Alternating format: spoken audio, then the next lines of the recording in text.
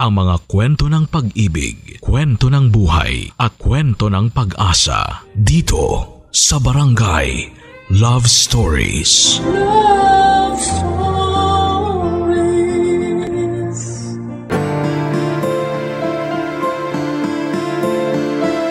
Sinasabi na hindi natin malalaman kung ano ang naghihintay sa atin sa kabilang buhay. Pero kaya nating ayusin ang lahat ng magagawa natin dito sa kasalukuyan habang tayo'y patuloy na humihinga at nakakakilos pa. Ikaw kabarangay, nag-iipon ka ba ng maraming kabutihan na maibabaon mo sa kabilang buhay? Dear Papa Dudut, ako po si Roberto pero Rob na lang po para mas batang pakinggan ang itawag ninyo sa akin. 65 years old na po ako sa ngayon pero yung kwento ko ay nangyari 6 na taon na ang nakakalipas.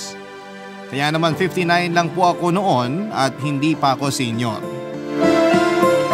Papadudot, aminin ko po noong 59 ako ay wala po akong girlfriend. Kaya masasabi ko na masakit man aminin ay matandang binata ako.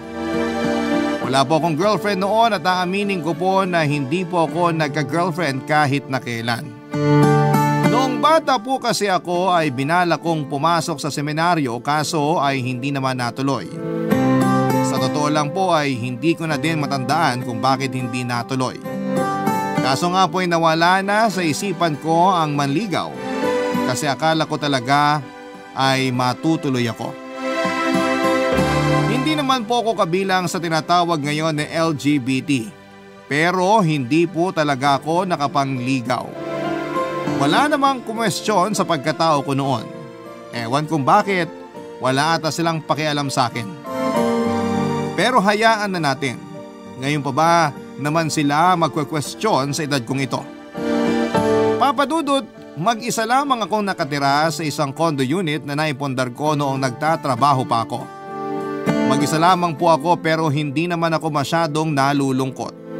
Kasi araw-araw lumalabas ako sa park na malapit sa amin at nagja-jogging ako kaya may mga nakikita naman akong ibang tao.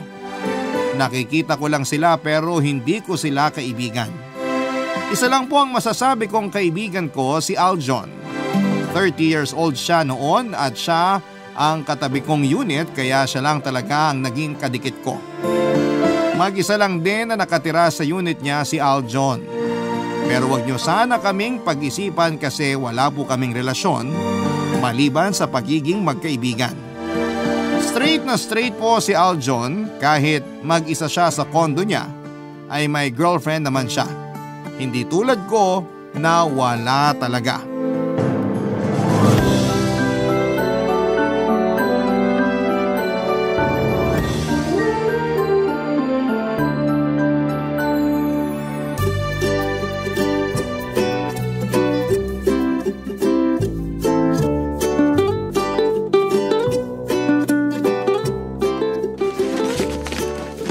Mang Rob! Oh, Aljon! Anong ginagawa nyo? Hinahanap ko yung susi ko. Saan nyo nilagay? Dito sa bag ko. Kadarating nyo lang? Pahalis pa lang. May naiwan kayo sa loob? Wala. Bakit nyo hinahanap ang susi nyo? Ay, oo nga no. Pahalis pala ako. Hala, makakalimutin na kayo? Hindi, naguluhan lang ako. Pero hanapin nyo yung susi nyo, baka naiwan nyo nga. Ano ba naman akala mo sa akin? Kalalagay ko lang dito sa bag. Bakit may bag kayo? Ha? Bakit nga ba? Ay, ano ka ba? Mas naguguluhan tuloy ako. Paalis ka ako. Magja-jogging kayo? Alam mo yan. Bakit may bag kayo? Pinagbabawal na ba? Ibig ko pong sabihin, dati naman hindi kayo nagdadala ng bag pag nagja-jogging eh. Dati yon. Iba na ngayon. Sobrang init. May dala kayong payong? Hindi ba mahirap mag-jogging pag nakapayong? Itong batang ito, may tama ka ba? Wala akong dalang payong. May dala akong tubig. Grabe kasi yung init. Ang bilis makatuyo ng lalamunan. Kaso, mahihirapan kayong tumakbo ng may bag. Hindi naman ako tumatakbo. Naglalakad lang ako. Ah, so walking lang ang ginagawa nyo? Mabilis naman ako maglakad kaya jogging na din yun. Walkathon. Alam mo, tanggapin mo na lang na jogging yung ginagawa ko. Huwag mo nang kontrahin. Binibiro ko lang naman kayo. Teka, Sabado ngayon di ba? Aba, alam nyo pa ang araw ha? Oo naman, ano akala mo sa akin? Ang sinasabi ko, Sabado ngayon, bakit ka aalis ng bahay? May date ka? Aga ha? Hindi po. Susunduin ko si Mama. Saan galing? Sa bahay lang namin sa Batangas. Kasi ngayon ang araw na usapan namin na kukunin ko na siya dito. Ngayon na ba ang babangloksa ng tatay mo? Opo. Kaya maaga ako para nandun na ako bago magtanghalian. Maaga kasi ang padasal para kay Papa eh. Grabe, ang bilis ng panahon. Oo nga po eh. Ayos lang ba sa mama mo na ngayong araw mo sa susunduin? Siyempre una ayaw pa. Pero usapan namin yun eh. Hindi mo naman siya masisisi. Opo. Dun sa bahay namin sila nagsimula ng buhay mag-asawa. Doon na ako nabuo at hanggang sa mawala si Papa. Mahirap talaga yan. Kung ako ang mama mo, ganun din ang mararamdaman ko. Nakakatakot naman po yun. Ha? Ang alin? Kung kayo ang mama ko. Loko-loko ka talaga. Kasi naman paseryoso na kayo eh. Nasabi ko lang naman ang nararamdaman ng mama mo. Ayoko naman po na mag-isa siya sa bahay. Hindi naman ako pwede dun kasi mahihirapan ako sa trabaho. Kaya mas mabuti na dito na lang siya sa akin. Total, 2 naman ang kwarto. Mabuti ka pa. Mapupuna na ang bakanting kwarto sa unit mo. Yung sa akin, bakante pa rin. Eh di sunduin niyo din ang nanay niyo. Loko ka. 10 taon nang wala ang nanay ko. Gusto mo ba pagsundo ko sa kanya? Diyan ko papuntahin sa inyo? Mang Rob naman eh. Biro lang naman yung sa akin. Nananakot pa kayo. Oh, natakot ka no? Di na kayo mabiro. O siya, baka matraffic ka pa, hindi umaabutan yung padasal. Oo nga po. Sige po, ingat. Magkasabay na din naman tayong bababa, nagpapaalam ka na. Baka pagsakay natin ng elevator, magulat ka. Mang Rob talaga oh. Tara na nga.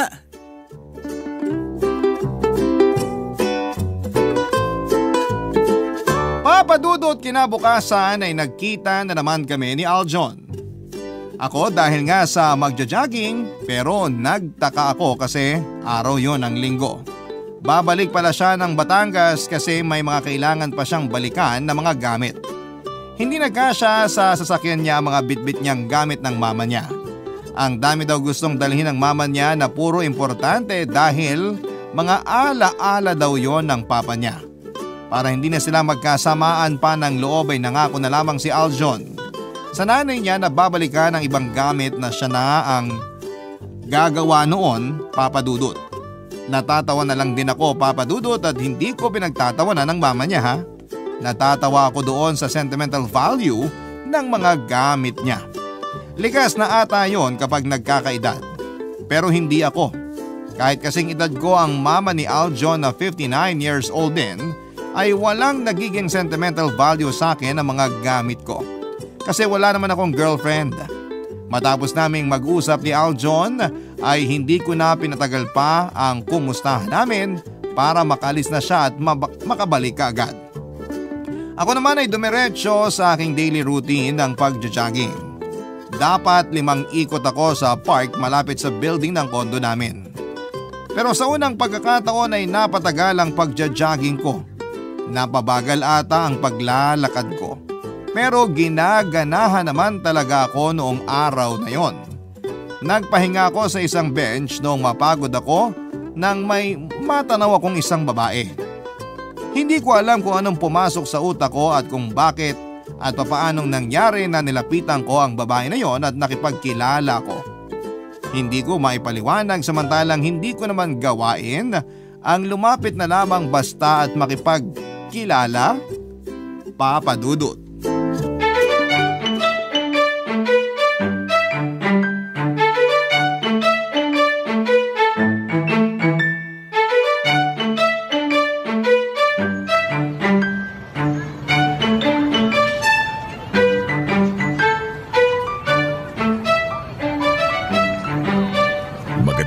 Sa'yo, magandang dilag. Hindi mo hata ako natinig. Magandang umaga, magandang dilag. Sino ka? Ako si Rob. Ano pakialam ko? Tinanong mo pangalan ko, hindi ba? Wala akong tinatanong. Ano ako, si Raulo? Oo, nagtatanong ka na naman. Ewan ko sa'yo ha. May hinihintay ka ba? Meron. Sino? Hindi sino, ano. Anong hinihintay mo? Hinihintay kong umalis ka. Saan naman ako pupunta? Subukan mo sa impyerno. Sobra ka naman. Pwes, huwag mo akong guluhin. Okay. Bakit ka umuupo dyan? Bench ito, hindi ba? Ang dami naman doon, bakit dito pa? Mainit dun eh. Naiinitan ka? Sa hangin mong yan? Ako? Mahangin? Nagtanong ka pa. Hindi ako mahangin ha? Naiinitan ka? Oo. Maswerte ka. Bakit? Sinasanay ka na kung saan ka mapupunta pag natigok ka. Aray naman. Doon ka na kasi, nakita mo nang nandito na ako eh. Mrs. Pasita ba ang pangalan mo? Anong Mrs. Pasitang sinasabi mo dyan? Kasi pinapaalis mo ko. Tapos ang nakasulat dito sa bench ay donated by Mrs. Pasita. So, ikaw ito? Pilosopo ka ah. Gusto mong pagawan kita ng ganyan? Pagawa ng ano? Papagawan kita ng bato na may nakaukit na pangalan mo. Wala naman akong dinonate. Ako na nga magdodonate eh. Para hindi ka na pagagawa ng pamilya mo. Sandali. Lapida yata sinasabi mo eh. Isulat mo na lang ang buong mong pangalan at kapanganakan. Ako na maglalagay ng kamatayan. Uwe, gusto mo lang malaman ang buo kong pangalan eh. Presko mo ah. Okay na yung presko, kesa mahangin. Isa lang ang suma nun. Mayabang ka. Mayabang agad? Bakit ka ba dito ng gugulo? Gusto mo ba lumipat tayo ng lugar? Bastos? Ang sinasabi ko, yung tindahan na yon. Para mailibre kita na maiinom. Kaya kong bumili. Nakakahiya naman. Sige, tubig lang ang sa akin ha. Ang kapal mo. Ano ba ang pangalan mo? Bakit ba? Para malaman ko. Nagpakilala na ako tapos ikaw, ayaw mo. Bakit? Sinabi ko ba magpakilala ka? Medyo suplada ka pala ha? Hindi medyo. Suplada talaga ako. Okay lang yan. Ay, ibang klase ka? Siguro masamang loob ka. Kidnapper ka, no? Sa itsura kong ito? Kailan mo ba huling nakita ang itsura mo? Mukha kang kidnapper. Bakit? Ano bang itsura ng kidnapper? Ah, wala kayong salamin sa bahay. Joker ka pala. Seryoso ako. Baka alis na nga. Huwag kang susunod ah, kundi tatawag ako ng pulis. Nagbabanta ka ba pag sumunod ako o nagsasuggest ka?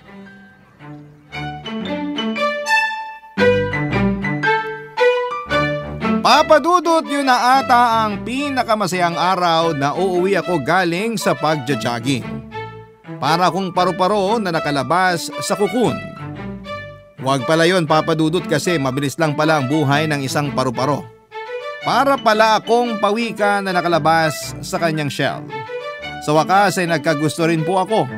Hindi ko alam kung ano ang pakiramdam ng nai-in-love, pero mukhang alam ko na noon. Na-in-love ako sa babaeng yon sa park, Papa Dudut. Ramdam na ramdam ko na ang babaeng yon ng aking soulmate na matagal ko nang hinahanap. At sa pagkakataon na yon ay hindi ko siya hinanap kundi ako ang nahanap niya. Ibang klase yung pakiramdam, Papa Dudut.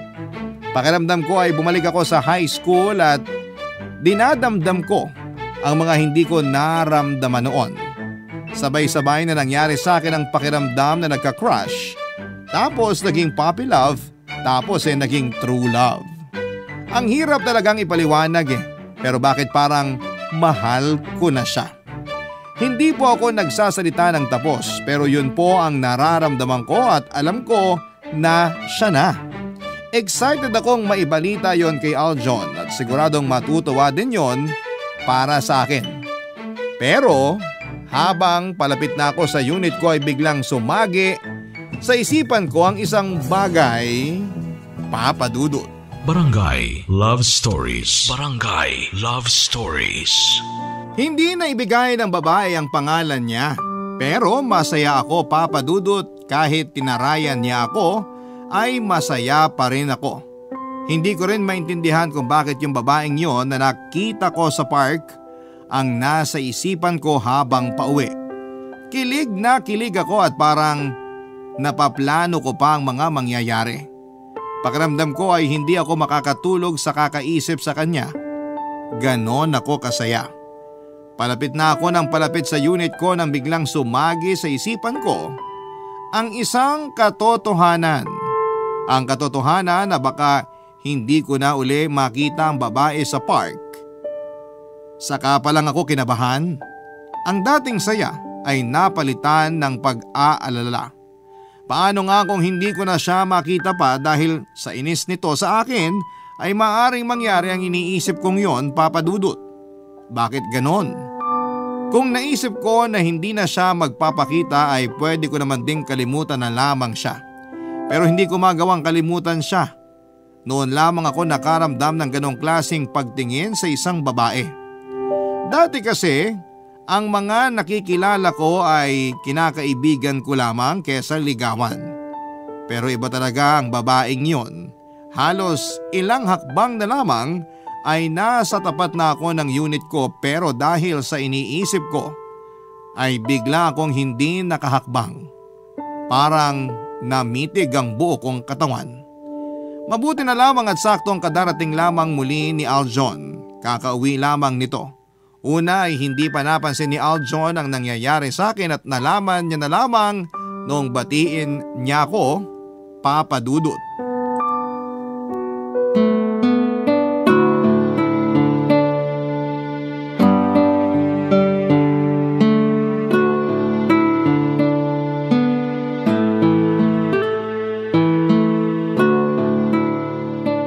Mang Rob! Suplado? Uy, ano nangyayari sa inyo? Bakit namumutla kayo? Tara, dadaling ko kayo sa ospital. Hindi na, ayos lang ako. Anong ayos? Namumutla kayo at parang ang tigas ng katawan nyo. Napagod ata ako. Kailangan ko lang magpahinga. Tara na ho, mabuti na yung sigurado. Hindi na, ipasok mo na lang ako sa unit ko. Sigurado kayo? Oo. Akin na po susi nyo. Eto. Alin po ba dito? Yan yung nag-iisang pabilog ang ulo.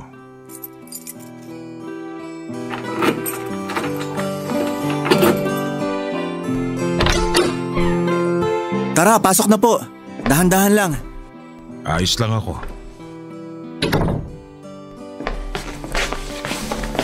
Ayan, maupo muna kayo. Salamat. Sandali. Ikukuha ko kayo ng tubig. Nandyan sa ref.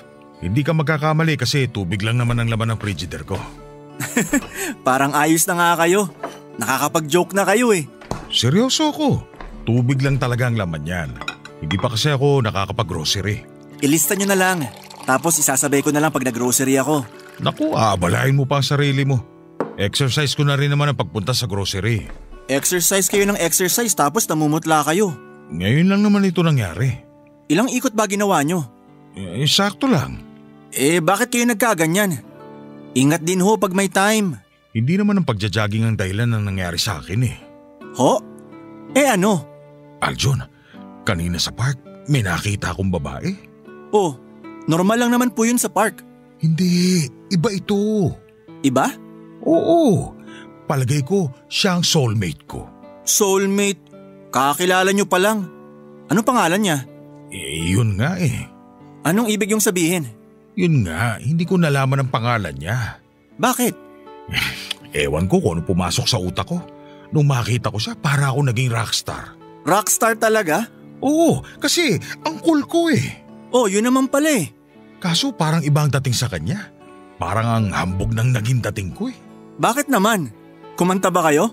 Hindi naman. Nasobrahan lang ako sa pagka-cool. Yun lang. Kaya sa palagay ko, nagalit sa akin yun. At baka hindi na bumalik sa park. Baka hindi ko na siya makita. Oh, parang nanginginig kayo. Relax lang. Aljon, iba siya. Nararamdaman ko na siya yung babaeng hindi ko naman hinihintay o hinahanap, pero dumating. Iba yun ha? Baka hindi ko na siya makita. Oh, relax, relax. Mag-isip tayo. Anong iisipin natin? Maski ikaw hindi mo siya kilala. Kung nakita niyo siya sa park, siguradong babalik siya doon. Paano kung hindi?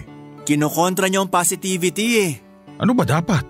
Isipin niyo, makikita niyo uli siya para mag-manifest. Magkikita kami ulit. Yan! Paano kung hindi? Oh, kinokontra niyo. Magkikita kami ulit. Yan, ganyan. Isipin niyo lang. Kung hindi bukas o sa makalawa, makikita niyo siya uli. Yun ang isipin niyo. Hindi ba pwede bukas na kami magkita? Sige po, sasabihin ko sa kanya. Kilala mo siya? Hindi po. Nakakainis ka naman eh. Basta isipin nyo lang at mangyayari yon. Uuwi na po muna ako. Tutulungan ko si nanay magluto.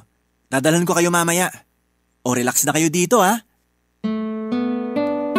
Papadudot nagkalakas ako ng loob sa mga payo ni Aljon.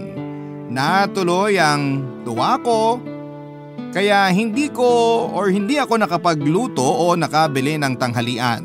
Mabuti na lamang at nandun na ang nanay ni Aljon at nakapagluto ito ng pagkain. Dinalhan ako ni Aljon at masarap ang luto ng nanay niya. Kasi kung si Aljon ang magluluto, baka iba pa ang lasa. Nung hapon ay dinalhan muli ako ni Aljon. Ganado ang nanay niyang magluto kasi unang araw niya daw doon. Kaya ang swerte ko din ang araw na yon. Kinagabihan ng patulog na ako ay baon ko naman sa pagtulog ko ang itsura ng babae sa park. Sabi nga ni Aljon, manifesting. Positibo ako na magkikita muli kami at handa akong maghintay kung kailanman ang pagkakataon na yon. Nakatulog ako nang hindi ko namalayan kaya ang aga-aga ko ding nagising. Nagising ako ng punong-puno ng pag-asa. Papasok na si Aljon sa opisina kaya maaga din siyang aalis at nagkasabay na naman kami sa elevator at palabas ng building ng kondo namin. Natuwa si Aljon sa aura ko. Muli siyang bumati at muling pinalakas ang loob ko. May paalala din siya na baguhin ang approach ko. Dapat maging gentleman ako. Tama siya, kaya nagpasalamat ako. Walang paglagyan ng saya ko pagdating sa park ay hindi ako mapakali. Habang nagja-jogging ay parang sinusuyod ng paningin ko ang paligid, tingin sa kaliwa, tingin sa kanan. Pero ang tagal ko nang umiikot at naghahanap pero hindi pa tinatamaan ng paningin ko ang taong hinahanap ko. Ang nangyari ay nahilo lamang ako sa kakalingon. Ayoko mangyari ang nangyari ng gabing yon kaya pinilit kong mag-relax at lumakad ng dahan-dahan habang nakayuko. Umupo ako sa isang bench. Dahil nga sa nakayuko ako ay hindi ko napansin na may nakaupo pala sa kabilang dulo ng bench. Napalingon ako at laking gulat ko nang makita ko ang taong hinahanap ko. Hindi ako makapaniwala, akala ko ay dala lamang ng hilo kaya parang nakikita ko siya. Pero totoo pala. Saka ko napansin na tulala siya at parang ang lalim ng iniisip. Kaya hindi din niya ako napansin. Pero sa gulat ay mapapasigaw ako na ikakainis niya naman, Papa Dudut.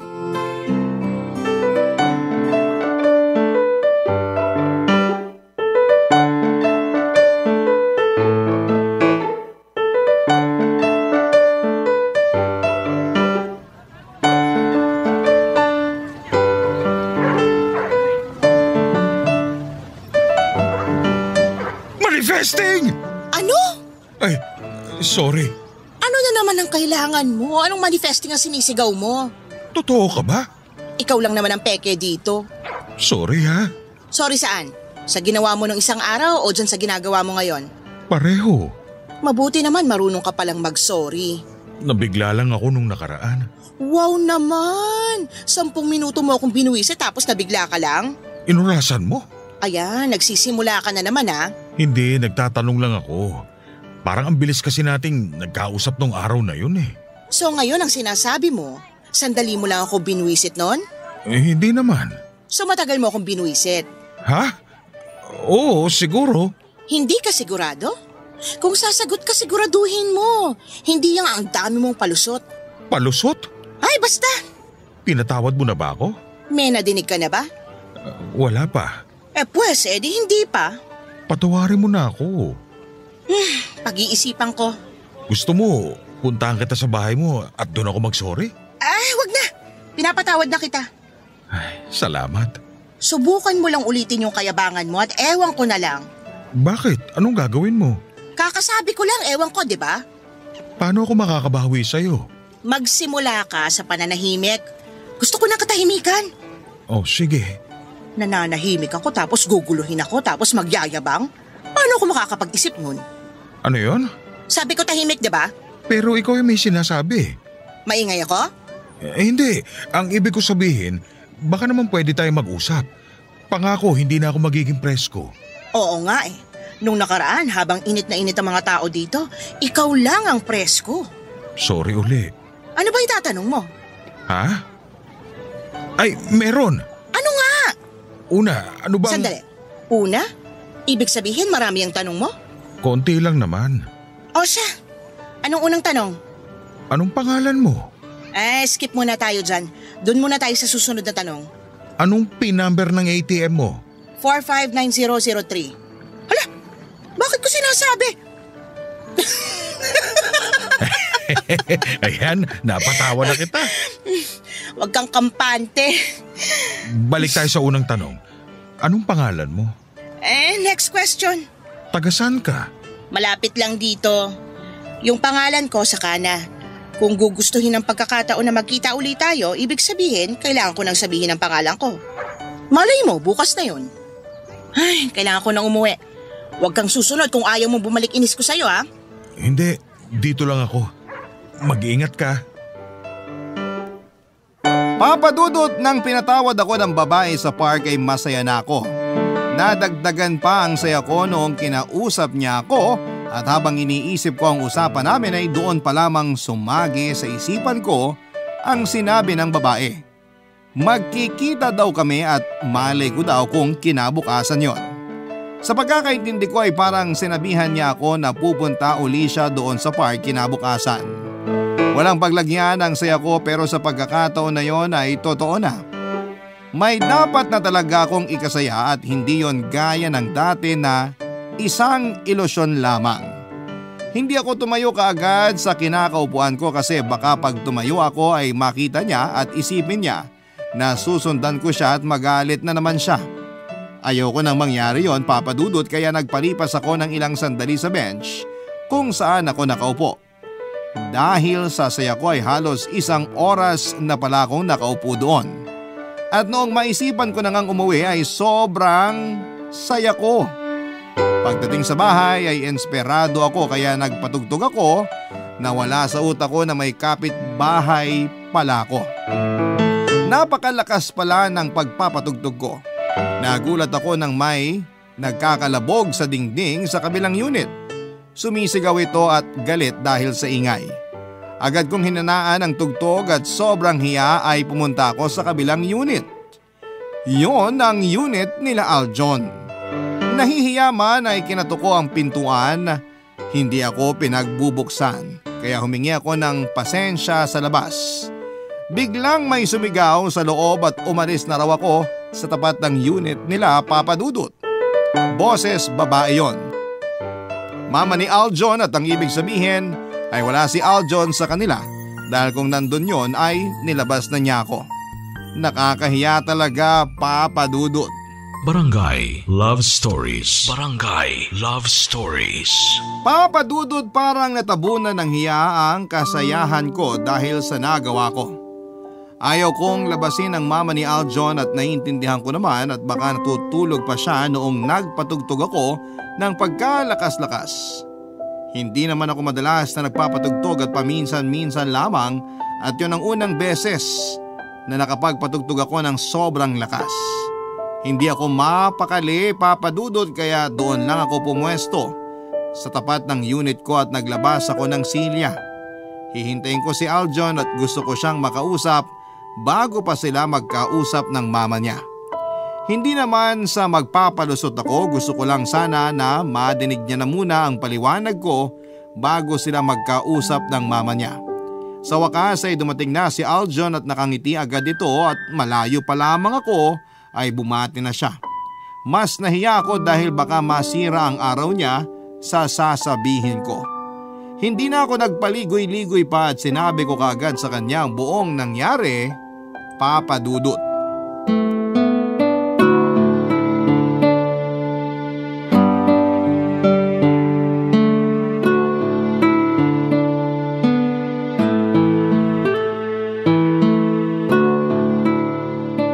Mang Rob!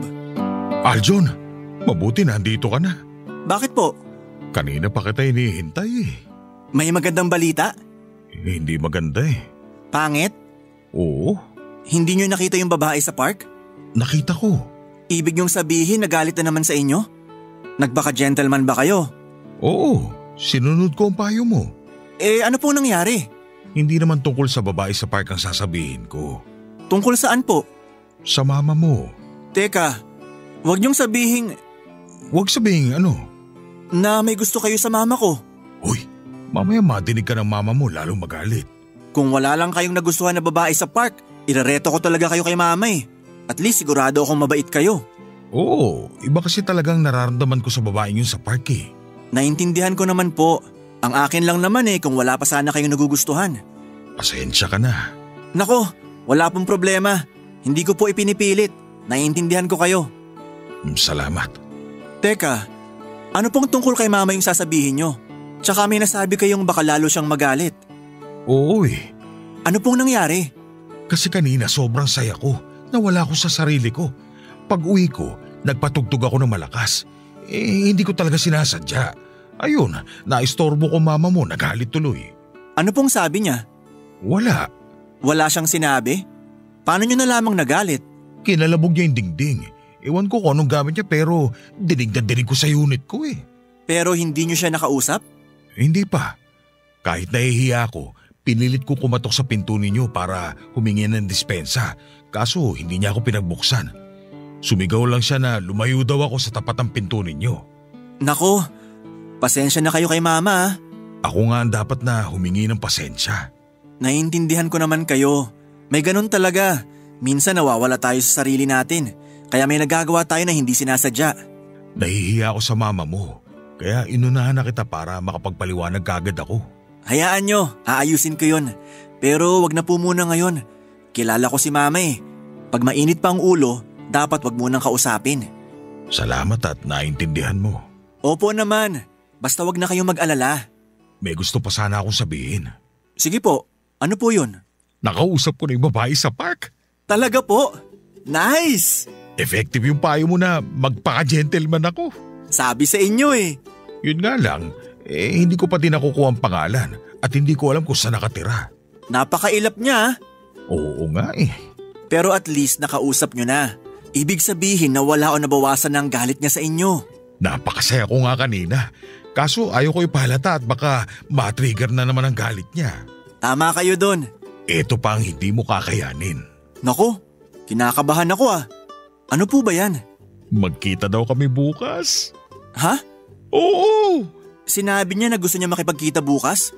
Pero ayaw pa sabihin ng pangalan? Hindi niya naman sinabi ng direkta. Pero nagparinig siya na malay ko raw magkita kami ulit bukas. Yun na yun! Tamang hinala nyo. Makikipagkita nga siya. Pero matanong ko lang kayo. Ano yun? Dati unang kita nyo pa lang at kanina yung pangalawang beses. Paano nyo nasabi na mahal nyo na agad siya? Sa totoo lang, hindi ko din talaga maipapaliwanag. Basta ang alam ko, siya na ang babaeng bigay sa akin. Nakakatuwa naman. Basta, nandito lang po ako kung may kailangan kayo ha. Oo, salamat talaga sa'yo ha. O siya, sige na, pumasok ka na. At baka hinahanap ka na din ng mama mo. Balitaan kita ulit bukas. Good night. Sige po, good night. Papa Dudut, mabuti na lamang at naintindihan ako ni Aljon sa mga paghingi ko ng dispensa at pagpasensyahan ko na lamang daw ang mama niya. Kasi baka kakalipat lang kasi kaya naninibago pa sa lugar. Sinabi niya nakakausapin niya na lamang ang mama niya at siya na ang bahalang magpaliwanag. Kinabukasan syempre nagkasabay na naman kami ni Aljon. Bungad niya kagad sa akin ang pinag-usapan nila ng mama niya. Actually po ay hindi naman daw nagsalita ang mama niya noong pinapaliwanag niya ang mga nangyari. Pero hindi din naman ito kumontra. Kilala ni Aljon ang mama niya, ibig lang sabihin noon ay hindi nito ininda ang mga nangyari. Sinabi pa ni Aljon na iimbitahan niya raw ako minsan sa kanila para doon na maghapunan. Para daw mas makilala ako ng mama niya. Pinagmalaki pa raw niya sa mama niya na napakabait ko. Doon na nagsalita ang mama niya na huwag na lang muna akong imbitahan sa unit nila para maghapunan. Ayaw niya daw munang makihalubilo kahit kanino dahil hindi pa siya handa. Dagdag pa ni Aljon na hayaan na lang daw muna namin ang desisyon ng mama niya. Open talaga sa akin si Aljon kasi pati yung sa part na pinagalitan siya ay ikinuwento rin niya. Nagbiro daw si Aljon sa mama niya na total 1 taon na itong byuda, baka gusto na nitong mag-asawa. Hindi magandang biro sa mama niya yon kaya ayon, hindi daw siya pinansin ng buong gabi. Pero noong palis na si Aljon kinabukasan para pumasok sa trabaho, pinagluto raw siya ng almusal. Bagamat hindi pa siya kinakausap ay nagbili na ito at nagsabing mag-ingat siya, Papa Dudut. Natuwa si Aljon sa mga nangyari. Alam niya na pag uwi niya galing trabaho ay wala na ang tampon ng mama niya, pero Papa Dudut, masyado atang advance ang saya ko. Kasi buong maghapon kong hinanap yung babae sa park pero hindi ko siya makita. Hindi na ako nakapag-almusal at tanghalian sa kakahanap sa kanya. Padilim na noong mapagdesisyonan kong umuwi na. Hindi ko nakita ang babae kaya sobrang sama ng loob ko. Niloko niya lamang pala ko. Pwede niya naman akong diretsuhin pero bakit niya ako pinaasa? Dahil sa pagod, gutom at sama ng loob ay parang hindi maganda ang naramdaman ko. Noong malapit na ako sa pinto ng unit ko ay tuluyan na akong nabuwal. Mabuti na lamang talaga ay paakyat na rin si Aljon at nakita ako.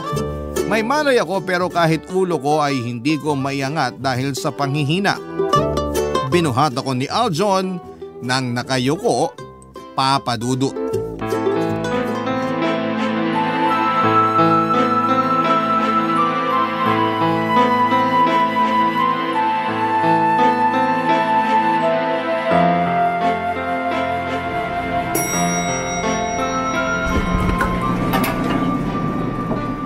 Mang Rob! Ano nangyari? Aljon, Sandali, dadali ko kayo sa ospital. nahihilo ako. Huwag na kayong magsalita. Halika kayo, bubuhatin ko kayo. Ayan. Dahan-dahan po. Anong nangyari? Hindi ko alam. Nakita ko siya nakahiga dyan sa hallway. Diyos ko, ano nangyari sa kanya? Ma, sandali. Itatakbo ko siya sa ospital. Sasama ko. Sige po. Aljon, Huwag muna kayong magsalita, Mang Rob. May sakit ba siya? Wala akong alam na sakit niya. Malakas naman siya eh. Kanina lang ang sigla niya eh. Nakayuko siya. Hindi ba dapat itingala siya? Baka nahihilo siya. Hayaan na lang muna natin siyang nakatungo. Ay, ganun ba? Nahala, sige. Mang Rob, relax lang kayo. Siya ba yung kapitbahay mo? Opo, Mama. Kaibigan ko po siya. Bakit ganyan ang suot niya? Nagja-jogging po kasi siya tuwing umaga. Pero gabi na. Ibig sabihin, hindi pa siya nagpapalit. Oo nga po. Ano bang nangyari sa inyo, Mang Rob? Dahan-dahan, Mang Rob. Isasakay namin kayo ni Mama sa kotse. Kumusta anak? Kaya mo ba siya? Opo, Ma. Naku, ano kaya nangyari sa kanya? Mang Rob, isasakay na namin kayo sa loob ng sasakyan, ha? Dito na ako sa likod, aalalayan ko na siya. Okay po, Ma. Aljon. Nandito po ako. Rob? Kilala mo na si Mang Rob? Ikaw? Nagkakilala na kayo? Bakit mo ko niloko? Sabi mo, pupunta ka sa park. Sandali, naguguluhan ako. Siya yung babae sa park. Si Mama? Oo. Pasensya ka na. Hindi kita niloko. Pupunta talaga ako sa park. Kaso nagkasamaan kami ng loob ng anak ko kaya hindi ako makakilos ng maayos. Totoo ba yan? Oo. Si Mama yung babae sa park? Kasasabi ko lang, di ba? Ibig sabihin, Ma, lumalabas ka na rin pala? Hindi ko po kine-question ang paglabas nyo, ha? Gusto ko nga mamasyal kayo at hindi magmukmuk sa unit kapag pumapasok ako eh. Sa park kasi nakakapag-isip din ako.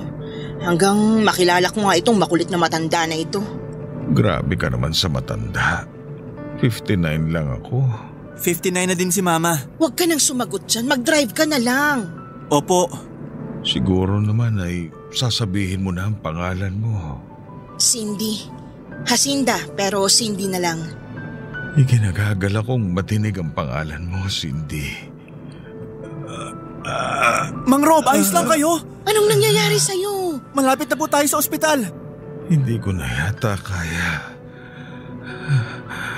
Hindi na yata ako aabot sa ospital. Huwag ka nga magsalita ng ganyan. May gusto lang akong hilingin bago ako mawala. Tumigil ka nga, hindi ka mawawala. gusto kong sabihin sa'yo. At sa harap ng anak mo ang nararamdaman ko. Mahal na mahal kita.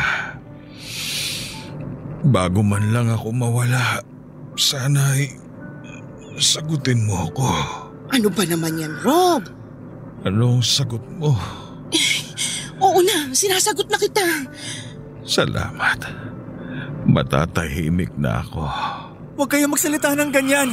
Eto na, papasok na tayo sa parking ng ospital. Rob! Papa Dudut, obvious naman na hindi talaga ako namatay. Kasi eto at nailalahad ko pa ang kwento namin. Na-overfatigue lamang ako at ang sabi ng doktor ay magpahinga lang daw ako ng maayos. Kaya matapos ang overnight sa ospital ay pinauwi na ako. Dahil sa wala akong kasama sa bahay ay binabantayan ako, hindi ni Aljon. Noong papasok na siya sa trabaho ay pinalitan naman siya ni Cindy. Sobra ang pag-aalaga sa akin ni Cindy. Hindi siya yung babae sa park na masungit at suplada. Napakabait talaga niya. Totoo na nahihirapan ako noong araw na itinakbo nila ako sa ospital. Idinagdag ko lang yung mamamatay na ako. Kasi ayaw kong sayangin ang pagkakataon na yon. Mahirap na kasi baka mamaya ay mawalan ako ng malay, kaya naman sinamantala ko na lamang natanungin ang nararamdaman ni Cindy para sa akin. Nakakatuwa ng babaeng masungit at ang babaeng suplada sa kabilang unit ay iisa at yon ay ang babaeng minahal ko noong una pa mang kaming magkita. Siyempre kung masaya ako ay mas masaya si Aljon dahil una gusto niyang bumalik ang saya ng mama niya na halos 1 taon nang malungkot at pangalawa ay yung tukso niya na maging kami ng mama niya ay nagkatotoo. Makalipas nga po ang 1 taon ay nagpakasal na kami. 60 na kaming pareho at masaya ako at nagkaanak pa ako. Napakabait ng anak kong si Aljon. Kahit na hindi ko kadugo ay kapuso ko naman siya. 6 na taon na kaming magkasama ni Cindy sa ngayon. Madalas pa rin akong mag-jogging pero kasama ko na ang aking stage wife. Kasi konting pawis ay pupunasan niya na kaagad ako at pag napapansin niya na napapagod ako ay papaupuin niya ako at paiinumin ng tubig. Spoiled ako, Papa Dudut, at masaya ako sa itinatakbo ng buhay ko. Hindi ko din naman pinigilan na dumalaw si Cindy sa sementeryo at sinasamahan ko siya. 6 na taon na kaming masayang dalawa at minsan nga ay sinasabi ko kay Cindy na magtampuhan naman kami para maiba naman. Naiinis na lamang siya tuwing gumaganon ako sa kanya. Salamat po, Papa Dudut, sa pagbasa sa masayang kwento ng pag-ibig ko at nawa marami pa kayong kwento ng mga kabarangay natin na maitampok sa Barangay Love Stories. Nawa patuloy na manguna ang Barangay LS 97.1, ang inyong forever kapuso at kabarangay, Rob. Nagustuhan ng iyong napakinggan? Ituloy yan via live stream sa www.gmanetwork.com/radio. Barangay LS 97.1 Forever.